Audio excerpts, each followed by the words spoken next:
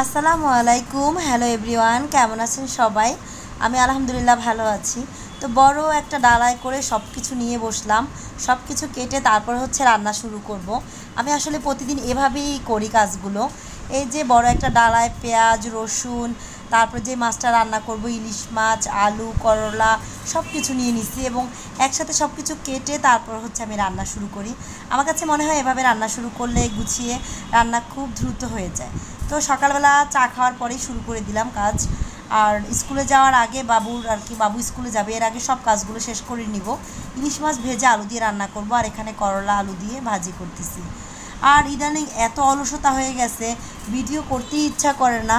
আর যাও মাঝে মাঝে করি তাও যে ভয়েস দিয়ে এটাকে ছাড়বো, আপলোড করব, সেটাও ইচ্ছে করে না। একদম অলসতা ধরে গেছে, এই জন্য দেখা যায় যে আমার ভিডিওই দেওয়া হচ্ছে না।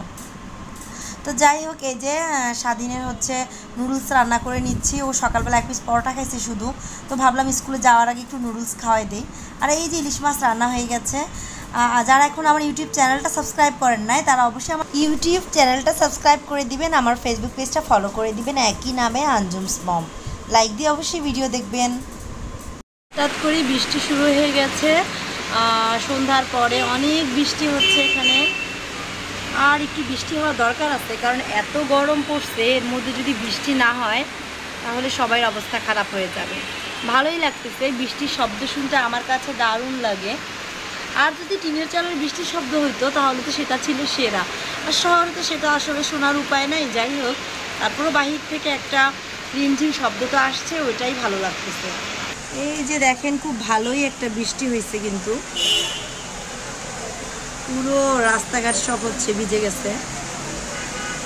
অনেক গরম পড়ছে, এই কয়দিনে এত গরম পড়ছে, আর বৃষ্টিটা ভালোভাবে হচ্ছে না, অল্প হয়েই থেমে যাচ্ছে, যার কারণে পরিবেশও ঠান্ডা হচ্ছে না।